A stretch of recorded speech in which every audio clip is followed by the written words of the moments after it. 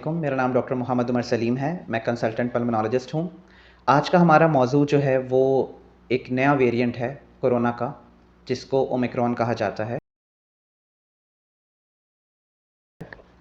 इसकी जो ये जिस तरह से फैलता है वो बिल्कुल उसी तरह से है जैसे पहले जो हम समझते थे कि कोरोना जो है वो फैलता है छींकने से, खांसने से और सांस लेने से।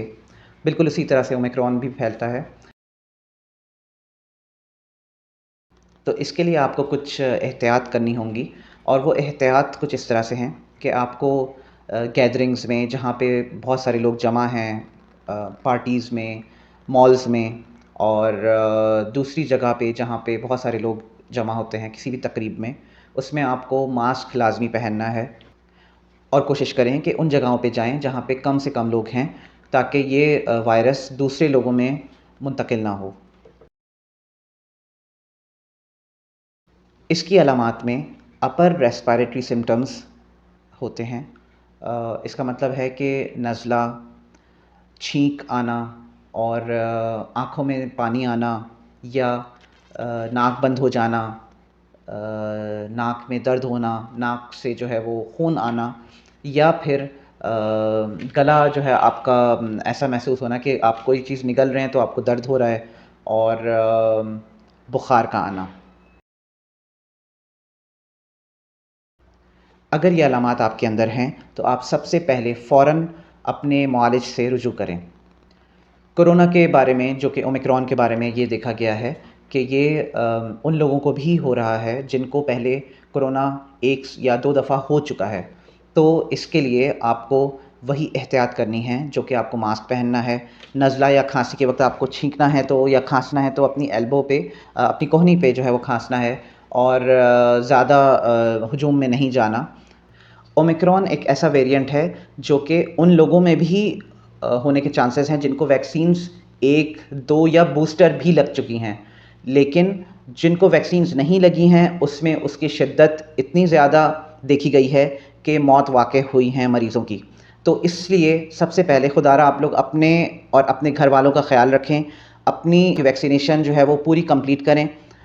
इसके लिए आपको बूस्टर डोज़ भी लगानी पड़ेगी। अगर आपने 2 वैक्सीन्स के डोजेज़ लगा चुके हैं तो आपको बूस्टर वैक्सीन भी लगानी होगी, क्योंकि ओमिक्रॉन का जो वायरस है वो उस शिद्दत से नहीं होता जिस तरह नॉन वैक्सीनेटेड लोगों में होती है।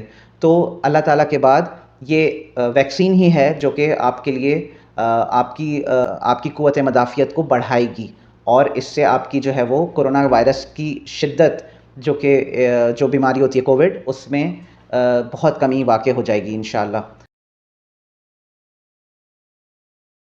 ये तो थी एहतियाती तदाबीर, लेकिन अगर अल्लाह ना करे आपका ओमिक्रॉन का टेस्ट या कोरोना का टेस्ट पॉज़िटिव आ जाता है, तो आपको सबसे पहले अपने मुआलिज से रुजू करना होगा, अपने आप को आइसोलेट करना होगा, और उस वक्त तक आइसोलेट करना होगा जब तक कि हर मुल्क की जो है वो कुछ क्वारंटीन्स की ड्यूरेशंस हैं। फॉर एग्ज़ाम्पल कुछ ममालिक में जो है वो 5 दिन है, कुछ में 10 दिन है। इसमें जो है वो कोरोना का वायरस वो मरीज़ अपने अंदर ही रखता है, दूसरे में मुंतकिल होने के चांसेस बहुत कम होते हैं अगर वो अपने आप को आइसोलेट कर ले।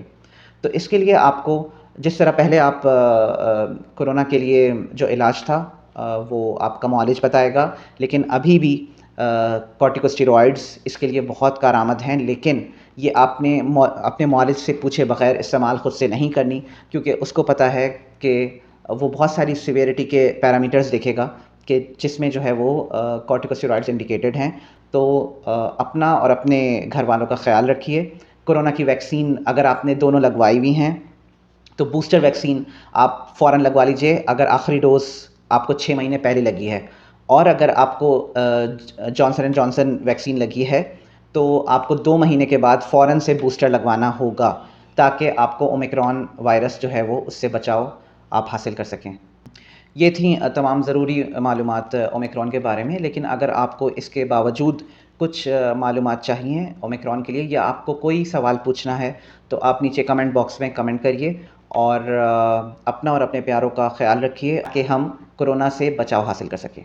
अस्सलाम वालेकुम।